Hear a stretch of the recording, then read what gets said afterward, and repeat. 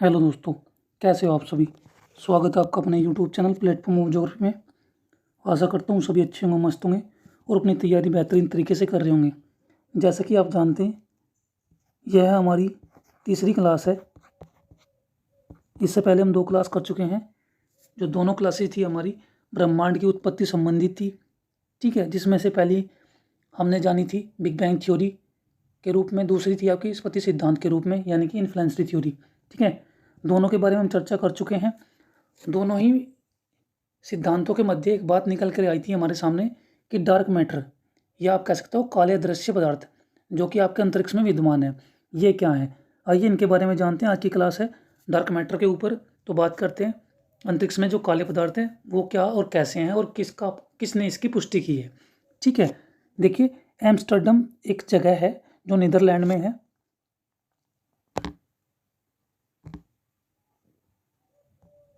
ठीक है, एम्स्टर्डम जो एक जगह है, कहाँ पर है, नीदरलैंड में। ठीक है, वहाँ एक सम्मेलन लगा था 2007 में, जो किसका था, विश्व के भौतिक वैज्ञानिकों का एक सम्मेलन था जो 2007 में लगा था। ठीक है, सम्मेलन में बड़ी संख्या में शोध पत्र पढ़े गए, यानी कि सभी ने अपने अपने शोध पत्र पढ़े, जो उन्होंने शोध लिखे थे उनके बारे में चर्चा की। ठीक है, सबसे विशेष चर्चा भौतिकी के नोबेल पुरस्कार विजेता जेम्स वॉटसन क्रोनिन के डार्क मैटर और डार्क एनर्जी संबंधित खोज पर हुई, जो उन्होंने कब किया था, 1980 में। इस खोज के अनुसार, या इस अन्वेषण के अनुसार, ब्रह्मांड का 96% भाग डार्क मैटर और डार्क एनर्जी के ऐसे रूपों से निर्मित है जिनके बारे में हम कुछ भी नहीं जानते। देखिए, मैं आपको फिर से बता दूं, जो ये एक स्थान है एम्स्टर्डम, जो कि नीदरलैंड में है। यहाँ एक सम्मेलन लगा कब, 2007 में।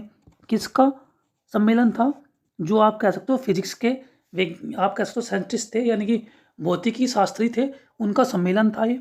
वहाँ पर जितने भी भौतिक शास्त्री पहुँचे थे, सभी के पास अपना एक शोध पत्र था, और जो शोध पत्र था उनमें से एक शोध पत्र था जेम्स वॉटसन क्रोनिन का, इन्हें 1980 में भौतिकी का नोबेल पुरस्कार भी मिल चुका है। ठीक है, और वो शोध पत्र कैसा था, जिस पत्र डार्क एनर्जी और डार्क मैटर के बारे में था। ठीक है, और इसका जो आप कह सकते हो, आपके ब्रह्मांड का 96% भाग डार्क मैटर और डार्क एनर्जी से निर्मित है, और इसके विषय में हमें कोई भी जानकारी नहीं है।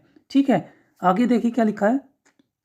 हमें गलतफहमी है कि हम ब्रह्मांड के बारे में बहुत जानते हैं, लेकिन सत्य यह है कि हम इसके केवल 4% भाग से ही परिचित हैं। यानी कि जो आपके सामने अभी आपको जो दिखाई देता है ब्रह्मांड, उसका भी मात्र हम 4% ही जानकारी प्राप्त कर पाए हैं। इसके अतिरिक्त जो 96% उसका भाग है, उसके विषय में हमें कोई जानकारी नहीं है। ठीक है,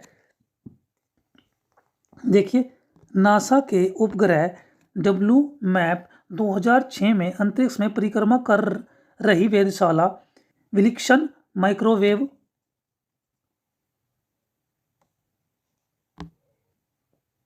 एनिस्ट्रोपी प्रोब से भी ब्रह्मांड संबंधित उपरोक्त तथ्यों की पुष्टि होती है।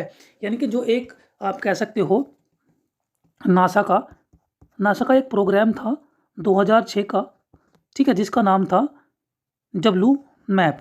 ठीक है, नासा के इस मिशन के द्वारा भी जो भी आपने तथ्य सुने कि जो नीदरलैंड में, जो आपने सुना था कि नीदरलैंड में 2007 में क्या लगा था, एक सम्मेलन, तो उस सम्मेलन का जो चर्चा जिस पर हुई थी, उसी चर्चा की पुष्टि भी नासा ने की थी। नासा का एक मिशन था 2006 का, और नासा ने एक मिशन लॉन्च किया था, इसे डब्ल्यू मैप के नाम से जाना जाता है, और इस मिशन ने भी डार्क एनर्जी और डार्क मैटर के ऊपर अपनी पुष्टि स्पष्ट की थी। ठीक है, शोध में बताया गया कि ब्रह्मांड के नवीनतम मॉडल के अनुसार कॉस्मिक ऊर्जा का 73% भाग डार्क एनर्जी और 23% भाग डार्क मैटर के रूप में है।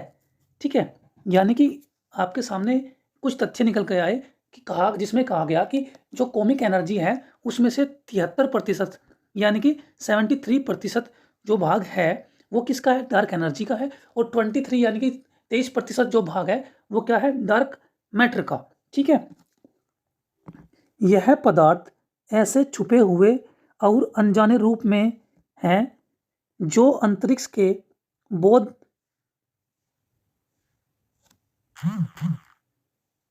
जो अंतरिक्ष को बांधे रखने में अतिरिक्त इसमें हो रहे अनावर्त विस्तार को गति देते हैं। ठीक है, देखिए जो आपका ब्रह्मांड फैल रहा है उसे एकजुट रखने और उसके जो उसका फैलाव है उसमें वृद्धि करने के लिए कौन जिम्मेदार है? डार्क एनर्जी और डार्क मैटर। ठीक है, शेष बचे हुए 4% में यह सामान्य दृश्य पदार्थ आता है जिसके अणुओं और परमाणुओं से हमारा दिखाई पड़ने वाला ब्रह्मांड बना है। कहने का तात्पर्य यह है कि जो आपको दिखाई दे रहा है ये मात्र 4% भाग है, ब्रह्मांड का 4% भाग है। आगे देखिए, वैज्ञानिकों का मानना है कि डार्क मैटर न्यूट्रॉलिनेक्स नाम के कणों से यानी पार्टिकल्स जो होते हैं से बना है। ठीक है, चीन ने 17 सितंबर 2015 को ब्रह्मांड में डार्क मैटर की खोज के लिए डार्क मैटर पार्टिकल एक्सप्लोर यानी चैप dark matter particle explore DAMPE के नाम से ये देखिए एक मिशन भेजा। ठीक है, आगे चलते हैं।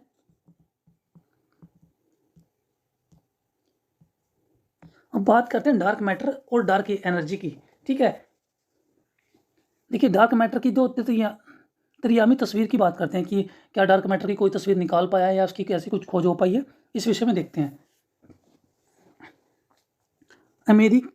अमेरिका के पासाडेना में स्थित कैलिफोर्निया इंस्टीट्यूट ऑफ टेक्नोलॉजी के 71 वैज्ञानिकों के एक दल ने प्रोफेसर रिचर्ड मैसी के नेतृत्व में रहस्यमय डार्क मैटर का एक बड़ा पैमाने पर त्रियामी यानी कि 3D नक्शा तैयार करने में सफलता प्राप्त की।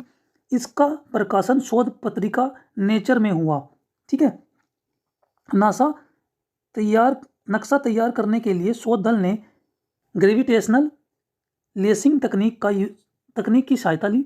यह नक्शा हब्बल स्पेस टेलीस्कोप के कॉस्मिक एवोल्यूशन सर्वे के दौरान लिया गया। पहली नज़र में तो यह तस्वीर डार्क मैटर के संबंध में बनी अब तक की धारणाओं के अनुरूप ही दिखाई देती है, परंतु सूक्ष्मता से देखने पर इसमें नवीनता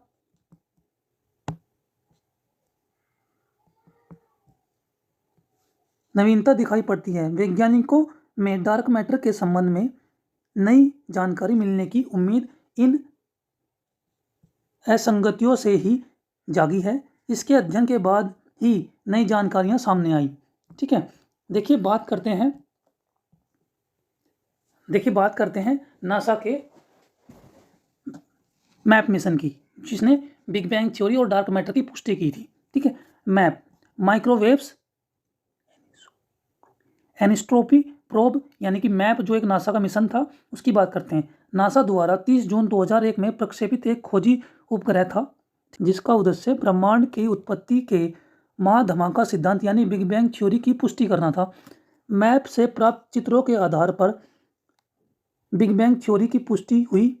मैप ने यह भी आकलित किया यानी कि मैप ने यह भी बताया, मैप यानी कि नासा का एक मिशन, उसने यह भी बताया कि तारों का अस्तित्व महाविस्फोट के प्राय 40 करोड़ वर्ष बाद संभव हुआ है, यानी कि तारों को बनने में लगभग 40 करोड़ वर्ष लग गए। ठीक है, इस आधार पर ब्रह्मांड की आयु लगभग 13.7 अरब वर्ष निकाली गई। यह उद्घोषणा नासा ने 11 फरवरी 2003 में की। मैप परियोजना के प्रमुख डेविड विलिंगसन का सितंबर 2002 में निधन हो गया था, जिसके सम्मान में मैप उपग्रह का नामकरण 11 फरवरी 2003 को डब्ल्यू मैप यानी कि विलिक्सन माइक्रोवेव्स एनिस्ट्रोपी प्रोब कर दिया गया। ठीक है, अभी देखिए नासा का जो एक मिशन था मैप, उसके जो प्रमुख थे उनका 2002 में निधन हो गया था और 2002 के निधन के बाद 11 फरवरी 2003 को इसका नाम बदलकर डब्ल्यू मैप कर दिया गया। ठीक है, क्योंकि डब्ल्यू से विलिक्सन का नाम बनता था, उनके नामकरण के तौर पर इस मिशन का नाम विलिक्सन माइक्रोवेव्स एनिस्ट्रोपी प्रोब रख दिया गया। ठीक है, अभी वर्तमान में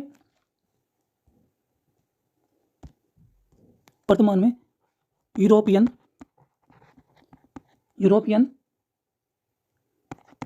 स्पेस एजेंसी द्वारा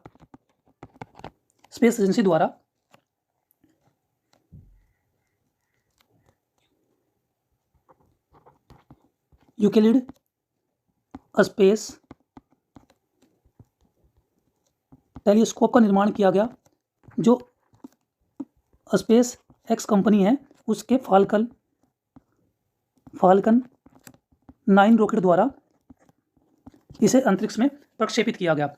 ये क्यों किया गया? क्योंकि ये जो टेलीस्कोप है यूक्लिड, यूक्लिड स्पेस टेलीस्कोप, ये क्या करेगा? ये अंतरिक्ष में डार्क मैटर और डार्क एनर्जी की खोज करेगा। ठीक है, ये किसका मिशन है?